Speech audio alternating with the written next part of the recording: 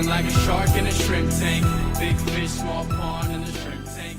So you are listening to the Seattle Shrimp Tank, streaming to you live on Facebook. And you can catch us every other week on Wednesdays, generally at 3 p.m.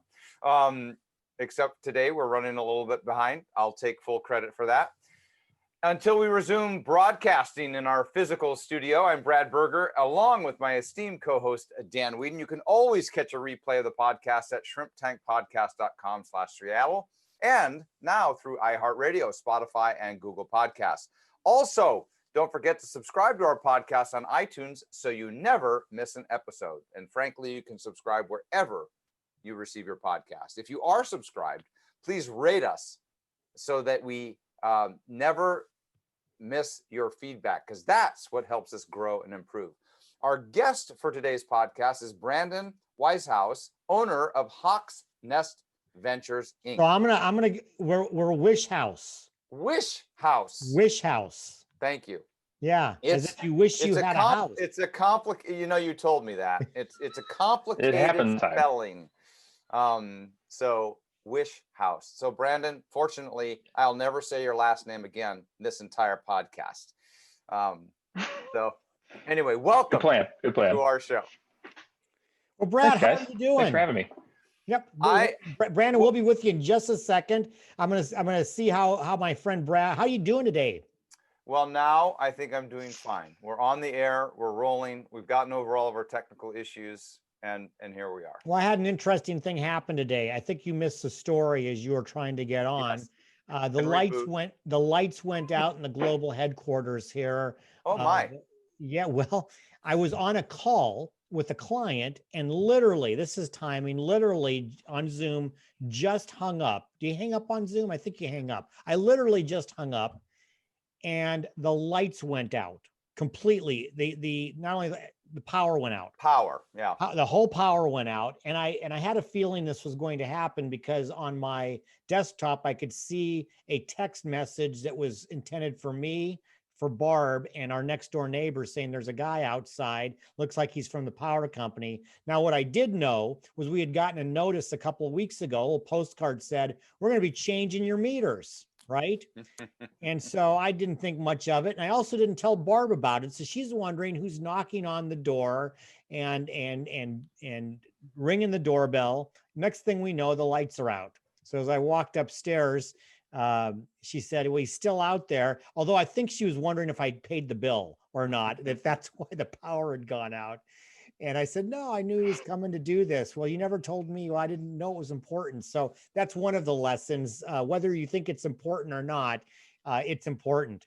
So it made me think, here I was. It was really an important phone call. And I'm very glad that in the middle of it, the lights didn't all of a sudden go out. And as I was thinking about that and you trying to get on here, we live in an interesting world where technology gives us so many advantages, but with some of these great advances, there are some new problems that occur. Because in the old days, if I was having a telephone call with this client and the lights went out, I'd actually still be able to talk to people. Sure. And so it just made me think, and maybe just a quick thought from you, as we advance into the roaring 20s of the 2020s, we're on the fast track with a whole bunch of technology. But with each of those technologies, we've got to be careful because they create some of their own problems. They do. So, it's interesting that you bring this up, Dan, because we all have been more reliant, I think, than ever, right, on the interconnectivity that we need to be able to operate in our I'll call it post-pandemic world, and or at least different from the pre-pandemic period. And one of the things that we remark to our clients about multiple times is, we were considered to be an essential business. We were able to pivot very, very quickly. And again, props to you as well as requirements that we have with regard to running through business continuity plans and having those sorts of things reviewed on a regular basis. We did have a business continuity plan, but, despite the fact that we were able to pivot and operate and go our separate ways to be able to operate remotely for those of us that need to operate remotely back in March. The thing that I remarked to clients was that, not that this was not what I was planning for. My business continuity plan actually doesn't have a provision for a global pandemic. And what it does have is for things like regionally, earthquakes, tsunamis, volcano eruptions. Right. And the thing that I've reflected upon is that, not that I would have wished the global pandemic on anybody, right? And of course, the loss of life and suffering and those sorts of things is horrible. But the thing that's kind of, if you will, the lining, right, in the cloud, is the fact that the problem with tsunamis and earthquakes and volcano eruptions is that would likely have disrupted transportation, the internet, the ability to connect, et cetera. So at least from that standpoint, right, as you were always trying to look at what's the positive side of the circumstances we're living in, at least for the most part, we have this. And you know what else we have? We got Brandon Wishhouse Yes. in the house. I've been waiting to say that. Brandon Wishhouse in the house. You're going to tell everybody about Brandon in a second. I've met Brandon probably somewhere around a year and a half ago. We met at City Hall, which is a story in and of itself. Sure. In that time, I found that not only did I not dislike Brandon, but I liked him a lot. And he has since become a fellow Rotarian and friend and client, and just an overall great guy. And he's got an interesting story that I think our audience is just going to love. So why don't you tell everybody a little bit more about Brandon Wishhouse? You bet. So originally hailing out of the Midwest, Brandon was born and raised in Hannibal, Missouri, and went to college at what's now known as Missouri University of Science and Technology. After meeting his beautiful wife, Jamie, while he was there and receiving a Bachelor of Science and Master of Science in Mechanical Engineering, Brandon and Jamie were both hired into what's now known as the Naval Nuclear Laboratory in 2004. It was here that they began to build their professional careers, which resulted in opportunities for them to live in Pittsburgh, Pennsylvania, Idaho Falls, Idaho, and ultimately here to the greater Seattle area in 2010. Brandon caught a glimpse of the entrepreneurial side of life when they purchased a sailing catamaran in 2014 and placed it into charter service. This was what eventually became Brandon's red pill and opened his eyes to the world outside of the traditional W-2 route, and has set him off on a course into full-time pursuit of real estate development. Hawk's Nest Ventures, Inc. opened in April 2018 and is currently working on a multifamily development in Paulsbo, Washington, as well as offering limited development consult services. Brandon, we welcome you to the Seattle Shrimp Tank. Thanks, guys. Thanks for having me. And before we get started, I want to say thanks for everything you guys are doing. Spreading the word on entrepreneurship and helping the entrepreneurial community. So thanks. Well, you know what? Thank you for saying that, and that leads to my first question, because this is a show about entrepreneurs. And you were not an entrepreneur. You're actually working, with the Navy in the Navy. You were the definition, I think, for a while at least, of a W-2 employee, and somehow you caught this bug. And what I want maybe for you to share is that journey, that process. What was it about the entrepreneurial lifestyle that so appealed to you? Oh man, so many things. I think like what Brad had mentioned, my red pill, right? So sooner or later, you kind of get exposed to an idea, and it causes a shift in your mindset that you just cannot shake, right? Like once the mind is stretched by a new thought, it can't go back to its original shape, right? So I really liked the idea of being in charge of what's going on. What is the strategic direction of my pursuits? What's the business going to do? there's also, the joy of not having a boss to report to, though one could say that now I have the world's worst boss, because that guy lets me get away with anything. And it's so many things, I guess. It gives me an avenue for creativity, which was not really something that I was really in a position to do at the old job. So just probably too many things to list, to be honest. Well, I find it kind of interesting, Brandon, because there seems to be a common theme, and I can point to at least now a third example, right, where the concept of sailing has entered somebody into entrepreneurship. There was a book that was written, and the title is escaping me at the moment, but it was about basically a financial advisor who built a practice and then took his family on a 3-year around the world sailing adventure. And I also happens to be another financial advisor who bought a catamaran and spent a year with his family out in the Caribbean. He's now back. And now you, so I'd love to know, maybe from your perspective, what was the connection there? What was it that just was that the spark of the red pill that's, equated you to, sailing to entrepreneurship?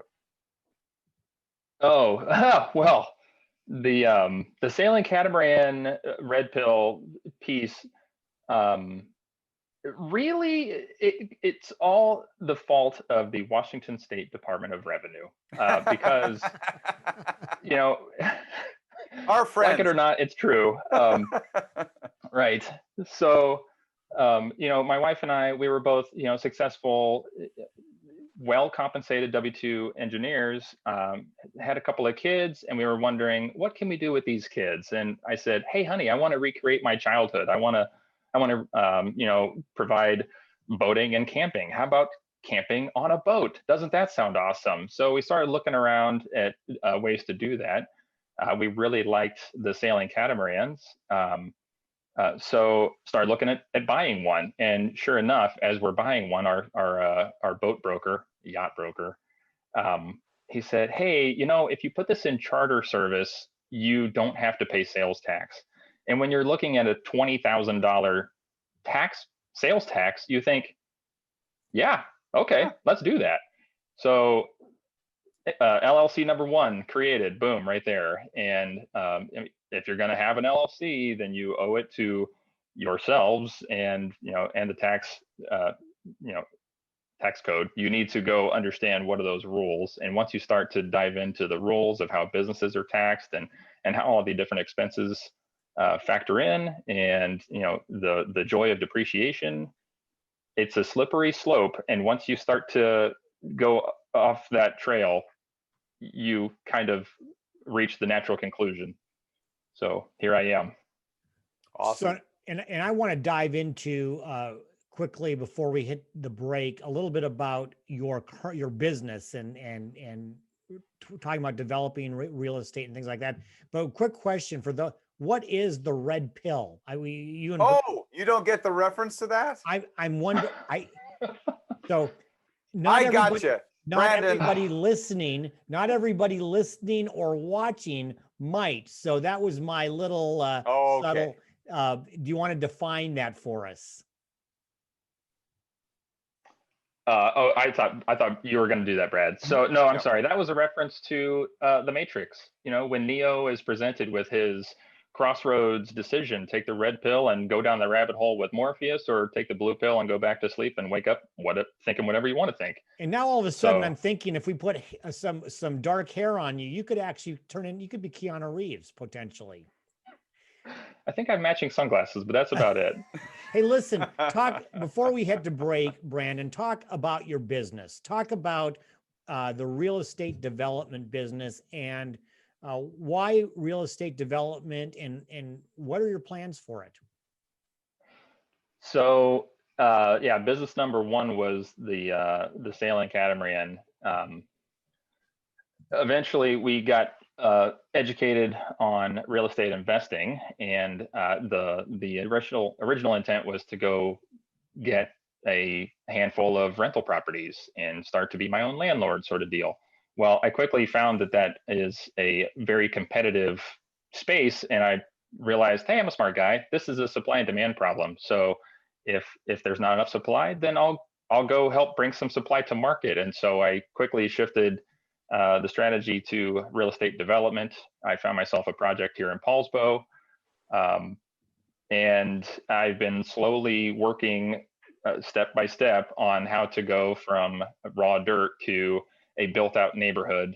And I will tell you, it's not as easy as people make it sound. If they make it sound hard, it's harder than that even. So we're gonna dive into some of that dirt in just a little bit, and we're gonna do it after we hit our commercial break. So sit tight, Brandon. We're gonna take a short break to hear from our sponsors, and when we come back with our guest, Brandon Wishhouse with Hawk's Nest Ventures Inc. for our Hot or Not section of the show. Hold on just a second. I've got to find my other script. Hold on. See, we're really good at this, Brandon. For when we come back for our Hot or Not section of the show, we're going to find out if it's hot or not to buy investment properties right now. Don't walk away. We'll be right back with more of the Seattle Shrimp Tank. The Seattle Shrimp Tank is brought to you by IdealLife360.com. What would it be like to be in the best shape of your life, both physically and mentally, every day for the rest of your life? Have awesome relationships with the people you care about most, never having to worry about money again. What would it be like if you received a letter out of the blue and suddenly discovered you had 20 more years to live than you ever imagined? What would you do with those extra years of your life? How many lives would you touch? What kind of legacy would you leave behind? What changes would you make today, knowing you had 20 more years in your future? What new big challenges would you take on? What would be next? Text the word IDEAL to 89800 to discover how to rethink, redefine, and reinvent the best years of your life.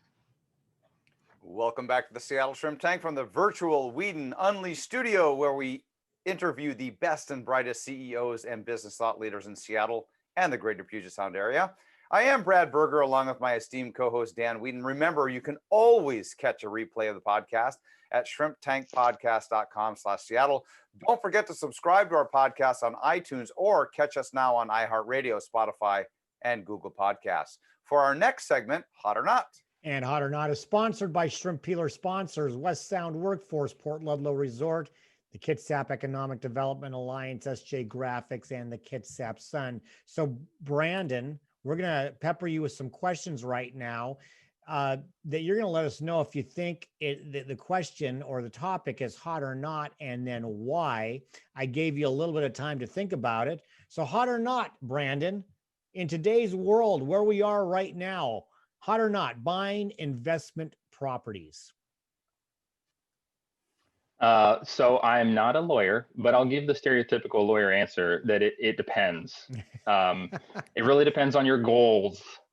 So as you could tell by, looking at the market, prices are really high right now. So it's really hard to make those investment real estate purchases make sense for a cash flow basis. But if your goal is appreciation, you might win. So it depends. So I'm going to ask this question, hot or not, because you kind of opened that door, no pun intended, but here we go.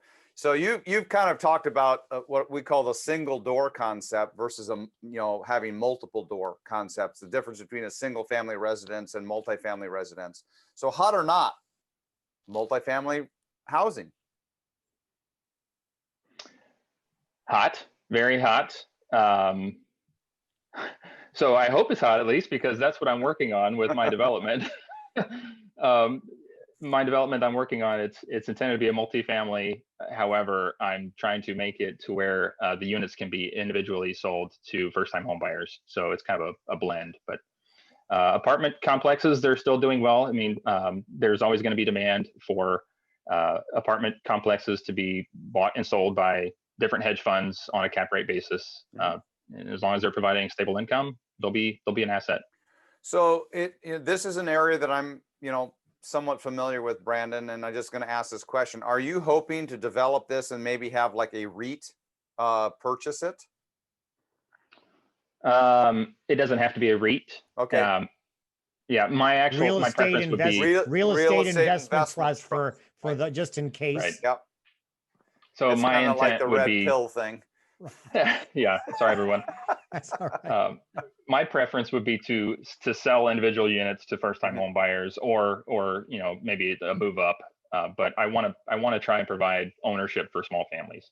So I'm really interested in your project. So could you kind of describe what you're looking for? Because this sounds somewhat co-op-y, right? Like are there parts of it that are rental unit, and then part of it that is acquired for acquisition, or is your intent to create an environment where you can sell each of these? I mean, is it a condo type thing? Is it Well, townhouse that depends. doors to the street? That depends. Right. It depends. It depends. So I'm actually at a crossroads right now. I'm trying to see if there is a way to acquire some additional land, and if that works out, then I can do fee simple lots, because I would have enough room to bring in a full standard city street, and we could sell lots with townhouses on them. If that doesn't work out, then I'll head down the road of doing a condominium development to where it would still be townhouses, but the ownership structure would change. So it does not. I'm not intending any of it to be a rental component. This is intended to be sale. Yeah. Resale. Yep. Yeah. Awesome. Yep. All right, so Brandon, hot or not, and I always love to have some fun with these. Hot or not, public hearing on rezoning for residential medium to residential. Okay. Surface of the sun, hot. So listen, Oh my gosh. I'm gonna preface it. And listen, this is how I met Brandon. The property is literally kind of right down below me. So we got the city hall notice, and of course, you can imagine that there was some trepidation by some of the residents when you're hearing going from medium to high. And so I went with my neighbors to City Hall to find out who this Brandon Wish House and Hawk's Nest was. Turned out he's a really good guy. And I'm going to throw some props your way. You did a great job of explaining what your concept was. So Brad touched on it, but I want to hear from you. You talked about your desire to make affordable housing for people out there, aside from just simply apartments, just some methods to get some more affordable housing. So would you take this moment to talk a little bit about that? Sure. I mean, so if you look around the real estate market right now in Kitsap, I think there is starting to get a growing trend of townhouses. However, I think there's still a lot of room to grow. Most of the stuff that you're going to see out there is all single family homes on, a nice sized yard, and the median sales price is above 400,000 now. And in Paulsbo, it's much higher than 400. It's almost 500 now. And it's quickly becoming out of reach for the median family in Kitsap, median income family in Kitsap County, where, it's a stretch to get into the upper 300s. So my intent is to try and go bring to market some product that is, retail price of somewhere in the mid to upper 300s, where it's going to be a brand new construction, something that's very appealing and people would be thrilled and proud to live in, but it's something that is actually affordable for the local citizens. Paulsbo and Bainbridge, will chronically have that bedroom community of Seattle problem. But if there's product out there that our local folks can afford, then I think that's a step in the right direction. This is not a strategy for sheltering the poverty level that is a problem, but my strategy right now is let's help shelter the middle class. Right, because I think that is one of the issues that we've got with, what I'll call urban sprawl, right, in the Puget Sound. I mean, that which makes sailing a catamaran wonderful right, is also a geographical restriction for much of our geography. For those that aren't familiar with the Puget Sound, I mean, we have thousands of miles, and I don't think that's a stretch, of shoreline. But what it does is it kind of creates this scenario where we have this urban sprawl where all the jobs, right, are in, we'll just say, King and Pierce County, a lot of them.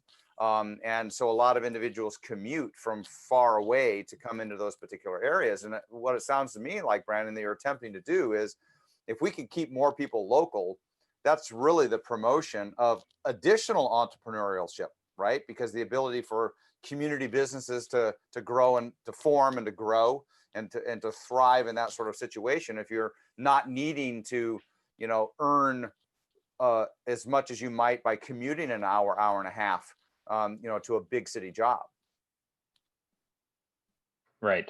Yep, that's true. I'm not sure that's part of your plan, but boy, that could work.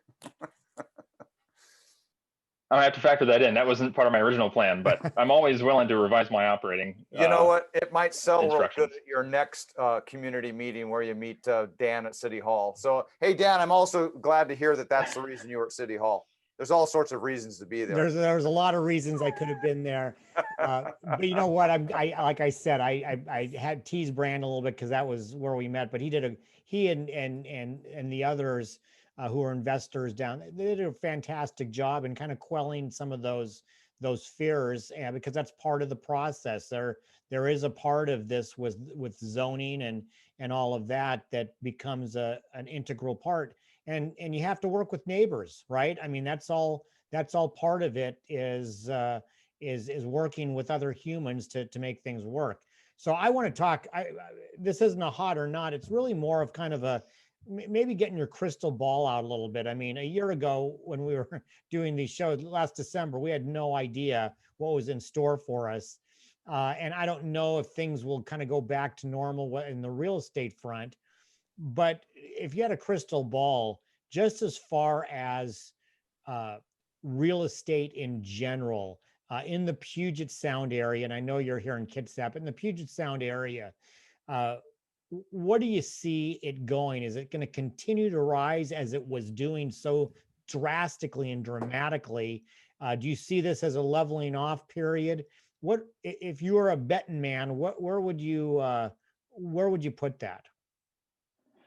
So I'll start off by saying that I do not have a crystal ball, and I don't claim to be the expert here, but I'll tell you that, I'm always on the lookout for data and what's happening around the country and the world. And I'll tell you that if I were a betting person, then I would say that the market is going to maintain its current performance, give or take. I think the pandemic has given people some clarity on what do they want out of their living arrangements. And I've seen a lot of folks have kind of shifted away from, the dense apartment building dwellings. They want their own little piece of the American dream.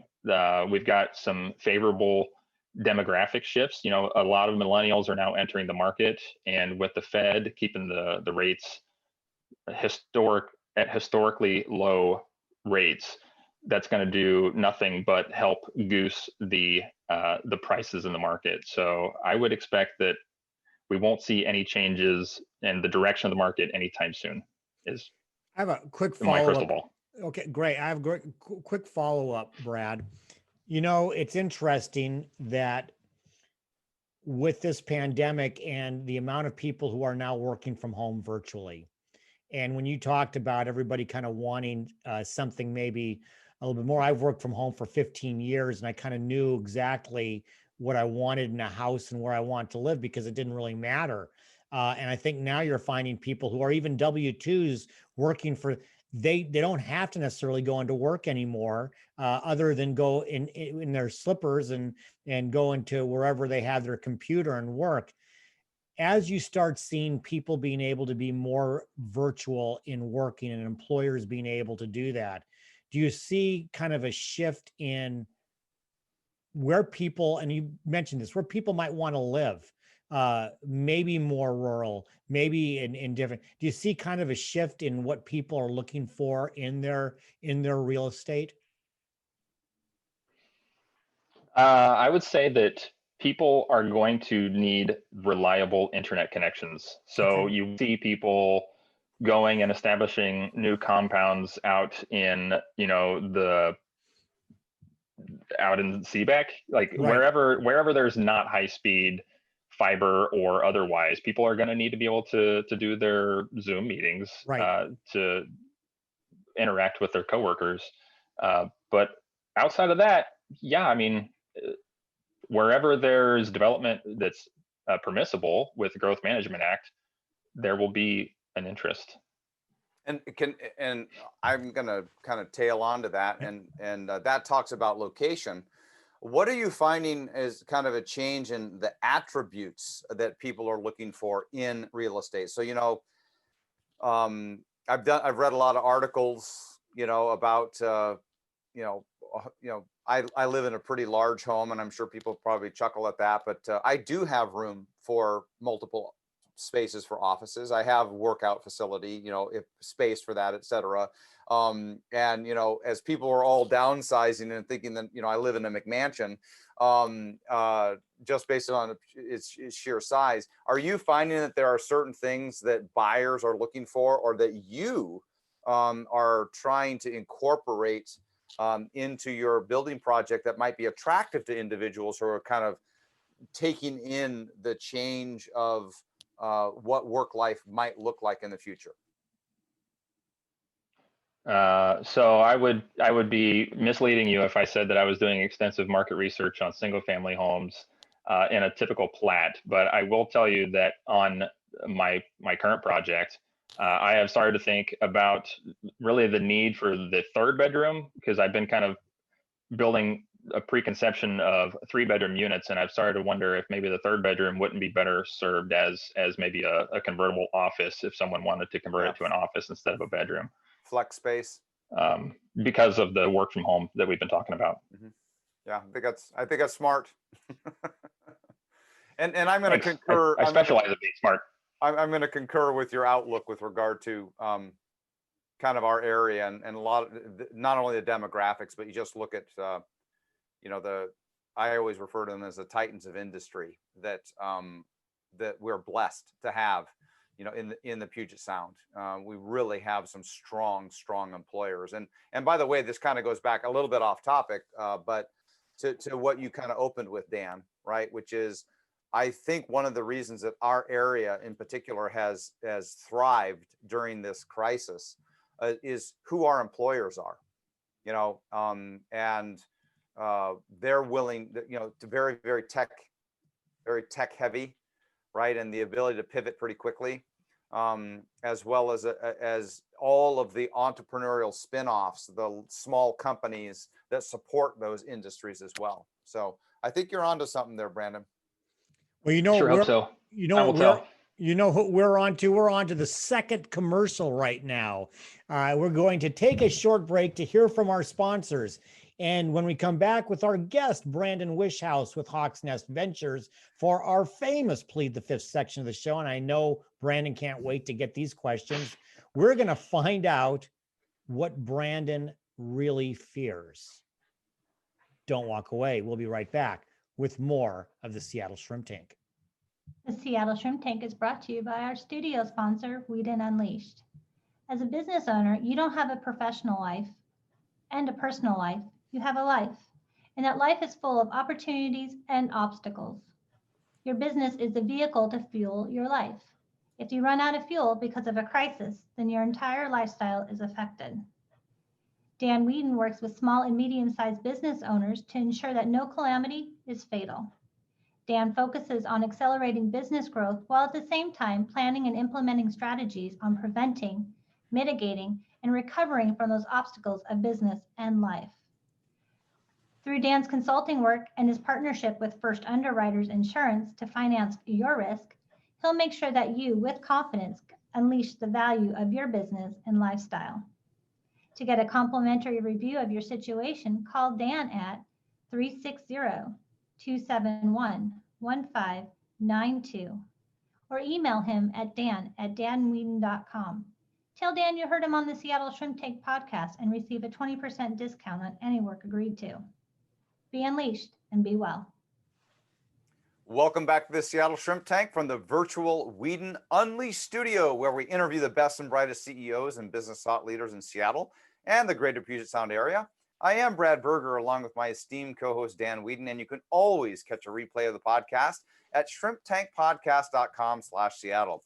Don't forget to subscribe to our podcast on iTunes or catch us on iHeartRadio, Spotify, and Google Podcasts. For our next segment, Plead the Fifth. And Plead the Fifth is sponsored by our shrimp peelers, West Sound Workforce, Port Ludlow Resort, Kitsap Economic Development Alliance, SJ Graphics, and the Kitsap Sun newspaper. Brandon, we're going to go into our Plead the Fifth, which means you can plead the fifth once if you're a little bit scared of our question. We're going to find out what you fear. If you fear our question, you can plead the fifth once, but after that, no fair catching. So here's one thing that wasn't really mentioned is Brandon and I have one thing in common. I'm a few years ahead of him on this, but he and I have 2 daughters and only daughters. So we live in a house with a wife and 2 daughters. Like I said, I might be able to give you some advice later down the line, but for right now, this is what I want to know. Brandon, plead the fifth. Who are you more afraid of, your daughters or your wife? My wife, totally. She's got knowledge on all the skeletons, and she's much more cunning with the words. So definitely the wife. So I'm going to give you some advice now, and this is my crystal ball because I've been there. When the daughters turn numbers that end in teen, that's likely to change. Just letting you I could see that. Just sharing. When those turn into teens, just sharing. And I know Brad has 2 adult daughters, and he might agree with that. Yeah, and I've learned 2 things about Brandon so far. Not only is he smart, he's wise. So I'll just and he takes data. So yeah. So Brandon, on that theme, what is your favorite place to be alone? I mean, if you've got I was in a household with 3 women for a while. and yeah. So I found that, my office, which, I spend a lot of my time here, but when the females are in the house, this does not become a quiet place. So if I need a quiet place, I go take a walk outside. So that's my retreat, I guess, is going for a run. See you later, honey. I got to go work out. It's good for my heart. You want to keep me around, right? Yeah, absolutely. So Brandon, what makes you uncomfortable? Man, that could be really deep, Dan. Jeez. I have the capability of being deep, but yeah. I just wasn't expecting it. Sometimes when I'm presented with a decision, I will, ask myself internally, hey, is this something that I might look back on and regret later on in life? And actually, that was one of those other motivators that kicked me out of the W-2 life. But I would say, regret is something that makes me uncomfortable. It definitely motivates me to keep thinking through the decisions. How can this possibly go wrong? Or, man, how much would I kick myself if I didn't try? So if I could ask a quick follow-up to that, it's something that we like to do occasionally on this show, is if there's somebody who is a considering entrepreneur, maybe they're catching this in some way and they've been thinking about becoming an entrepreneur, and there's a little bit of fear and there's concern. What type of advice would you give to somebody who is starting a business for the first time? Help them through that process. So like I said, I don't claim to be the expert. I'm certainly not, an overwhelmingly successful entrepreneur yet. But so far, what I've picked up is that you need to have faith in yourself, faith in your strategies and your own abilities. And beyond that, just keep leaning into the problems. You've got to actively solve problems every step of the way, and just have faith that when you do that, success will come. Well, what I love a little bit about your story, Brandon, is kind of where you are today, right, as it relates to what you've done in the past. So I'm going to ask you something about your past.